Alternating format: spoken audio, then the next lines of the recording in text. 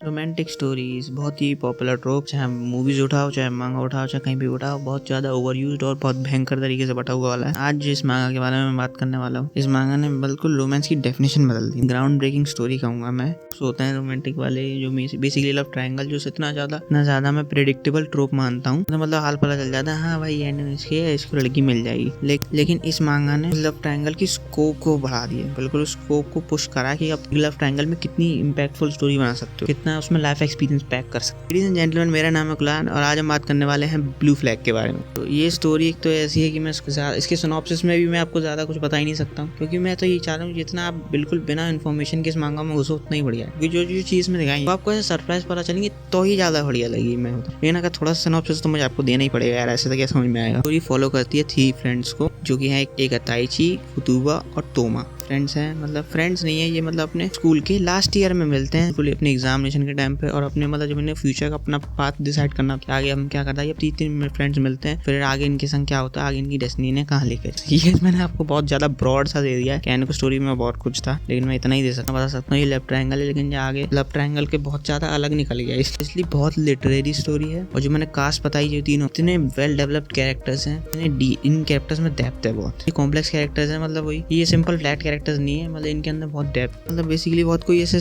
Flashy से character नहीं है। फुतुबा भी वही लड़की अंडर कॉन्फिडेंट है, उसमें सेल्फ एस्टीम भी ज्यादा नहीं है, वो बार बार सॉरी बोलती रहती है। लड़का है तोमा, जो मतलब अच्छा लड़का है, बहुत नाइस है, बहुत ओवर अचीवर है, लड़कियों से घिरा रहता है, लेकिन वो फिर भी वो मैच्योर सा है, थोड़ा बहुत अच्छा तो है, लेकिन वो कहीं ना कहीं अंदर से मैच्योर है। अपने भैया से बात, बड़े भाई से बात, सही से बात नहीं करता। ताइची तोमा से जलता है, कहने को उसका बचपन का दोस्त, लेकिन इतनी अचीवमेंट देख के थोड़ा सा कॉम्प्लेक्स डेवलप कर लिया उन्होंने तोमा के खिलाफ की जो ओवर अचीवर है ये वो। इसलिए स्टोरी आगे इससे इतनी आगे बढ़ी है, मांगा ने इतना लाइफ एक्सपीरियंस पैक कर दिया। स्टोरी खत्म होगी आप भी बोलोगे यार इस स्टोरी ने मुझे बहुत कुछ सिखा दिया, ऐसा लग रहा है मेरी उम्र 4-10 साल और बढ़ गई है। मतलब इतना लाइफ एक्सपीरियंस पैक कर दिया कि उसको सीन्स इतने हिट करेंगे आपको, उसके डायलॉग्स इतने ऐसे, मतलब पेन बिल्कुल आप कोट करके अलग लिख सकते, इतने ब्यूटीफुल लाइंस।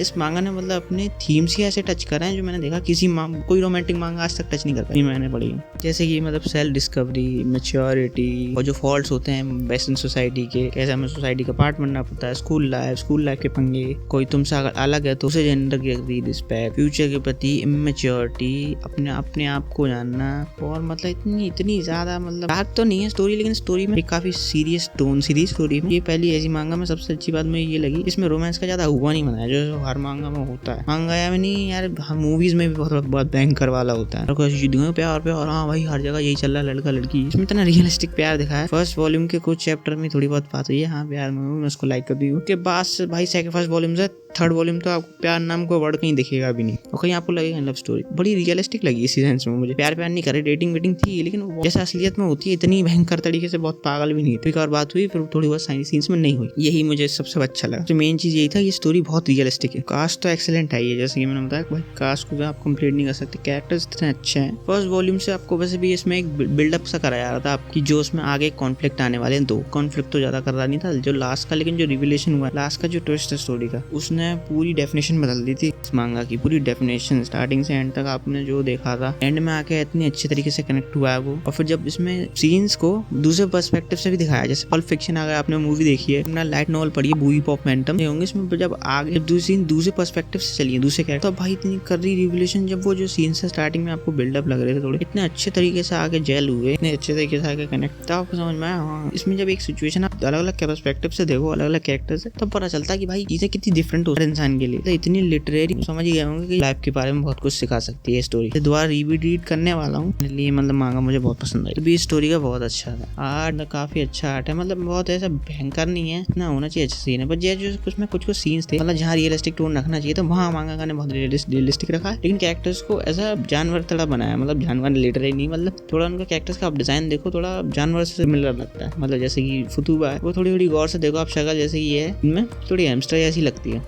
तोमा को देखोगे आप, वो एक डॉग जैसा लगता है, काइंड ऑफ जैसे बुलडॉग होता है, बुलडॉग नहीं मतलब मैं ब्रीड भूल गया कौन सी होती है, मतलब समझ गए होंगे। देखिए एक फॉक्स जैसा लगता है, शक्ल को आप थोड़ा कंपेयर करो, एक कैरेक्टर के साथ नहीं, हर कैरेक्टर से आपको कहीं ना कहीं सिमिलरिटी मिल जाएगी। वो पपी जैसा लगता है कि वो गोट जैसा लगता है, मैं समझ गए होंगे कि आर्ट में खास बात एक्सप्रेशंस दिखाना। मांगा ने इतने अच्छे तरीके से एक्सप्रेशन दिखाए हैं अपने आर्ट में, केटीओ का आर्ट है, मतलब स्टोरी बनी है, उन्होंने मतलब इतने अच्छे तरीके से एक्सप्रेशन दिखाए हैं, मतलब बीच में कैरेक्टर्स को उन्होंने वो कार्टूनिस्ट सा बना दिया, कार्टूनिस्ट नहीं मतलब समझ गए होंगे, डूडल वाले बना बना देते हैं उनको उस टाइप से बना दी। तो मतलब पेशेंस को इतने अच्छे तरीके से कन्वे कर पाया। और कुछ सीन तो साइलेंट है, वो आपको कैरेक्टर के एक्सप्रेशन देख के समझ जाओगे भाई यहाँ पे क्या हो रहा है। सबसे अच्छी चीज लगी थी मांगा की कैरेक्टर इतना कर्रा बिल्डअप बना दिया कि कहने को वो कॉन्फ्लिक्ट आया जो स्टोरी में पहला वाला इतना खतरनाक नहीं था, अब इतना भयंकर हिट होगा वो कि आप कैरेक्टर से इतना इन्वेस्ट हो चुके हैं। फुटबॉल से इतनी अच्छी लगी मुझे कैरेक्टर, कहने को बहुत मतलब लड़की ऐसा लड़की मतलब बहुत वीक है और इतनी मतलब अच्छी है लेकिन वो अलग नहीं है। वो जैसे आप नॉर्मल लड़कियां देखोगे आप बहुत रिलेट कर पाओगे, स्कूल में आपने जैसे कभी देखा हो ऐसी कोई लड़की, लेकिन आप इतना रिलेट कर जाओगे उससे, इतना कनेक्ट कर जाओगे हर कैरेक्टर के संग। मैं पर्सनली बताइची से बहुत इचिनोस से मैं बहुत रिलेट कर सकता हूँ क्योंकि मैंने भी मैंने अपनी जिंदगी में मुझे भी ऐसे लगा है। इन्फिनिटी कॉम्प्लेक्स डेवलप हुआ है कभी कभी, मुझे अंडर कॉन्फिडेंस होता है और जो हम ड्रीम्स परस्यू करने के ऊपर भी। और आगे एक जो मैं आगे वाला कॉन्फ्लिक्ट बोल रहा हूँ भाई, आगे वाला कॉन्फ्लिक्ट ही था स्टोरी का मेन चीज। अगर आपको शुरू में स्टोरी कन्विंसिंग नहीं लग रही है, स्टोरी की शुरू में स्टोरी तो स्लो पेस्ड है, मैं ये कहूंगा बहुत धीरे धीरे चली है। बिल्डअप 2 वॉल्यूम तो समझ लो बिल्डअप ही हुआ है। आप 2 वॉल्यूम में कोई इतनी खास को थोड़ी कैरेक्टर्स के बारे में इन्फॉर्मेशन देनी हुई है ताकि आप कैरेक्टर थोड़ा सा इन्वेस्ट हो जाओ पूरे, मतलब उनसे अटैच हो। इतना ग्राउंड कर दिया था, इतने डीप कैरेक्टर। आगे के जब सीन्स पहुंचे थे मैं मतलब प्रेडिक्ट कर सकता था कि फुदुबा यहाँ पे क्या बोलेगी। सही में मतलब इतनी डेप्थ तरीके से एंड हुई, मैं कह सकता हूँ हम मांगा का बहुत मेच्योरिटी दिखी। मैं एंड बहुत अनयूजुअल है, बिल्कुल आपने एक्सपेक्ट नहीं करा होगा ये एंड होगा, पर वही भाई सच्चाई है, जिंदगी सच्चाई है। मैंने जिस तरीके से एंड हुआ मैं यही मानता हूँ कि भाई असलियत में ऐसा कुछ होता है भाई, यही एंड हो, इज द रियल थिंग। मैं वही बोलते हुए आ रहा हूँ कि ये रियलिस्टिक है, इसलिए आपको उसमें बहुत सी कोई क्यूट सी रोमांस नहीं मिलेगा, ज्यादा मतलब एंटरटेनिंग सी भी नहीं है। कुछ सीन्स में आप बोर हो गए, सिंपल फर्स्ट सेकंड से थर्ड वॉल्यूम में बहुत से सीन तो सिर्फ बात करने की है, कुछ नहीं, सिंपल बस बात है, पर वो बातें ही कुछ सीन्स ऐसे हैं। स्पेसिफिकली 42 चैप्टर इतना deep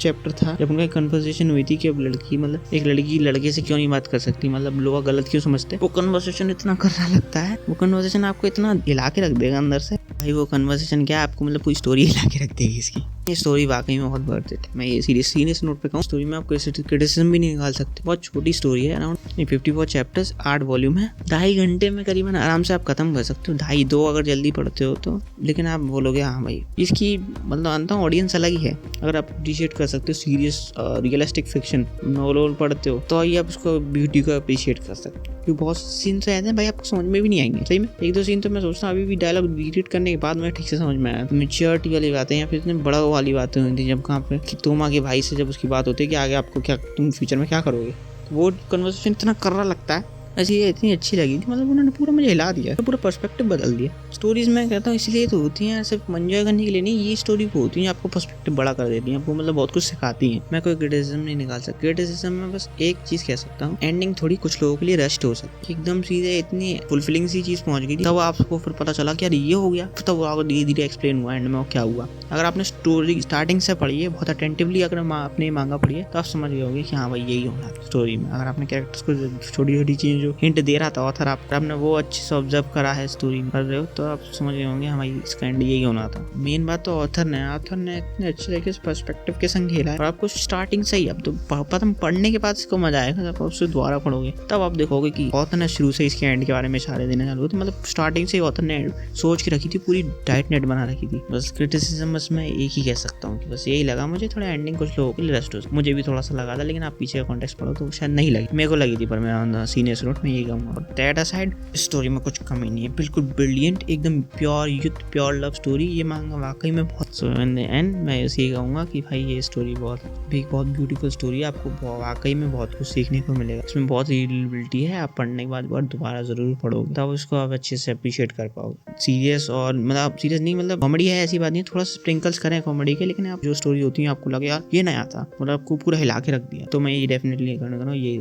I absolutely adore this series so much guys. So that's it for the video. आपको ये वीडियो अच्छी लगी हो और मैं ऐसी रिव्यूज टीयर लिस्ट वगैरह करना चाह रहा हूँ, टीयर लिस्ट का प्लान है, एक सोच रहा हूँ टीयर लिस्ट करने की, और सब चीज़ न्यूज़ वगैरह का मैं प्लान नहीं है, सिर्फ मैं रिव्यूज़ और टीयर लिस्ट वगैरह ही बनाऊंगा, क्योंकि मेरा फोकस मेन था अभी रिव्यूज़ पे ही है।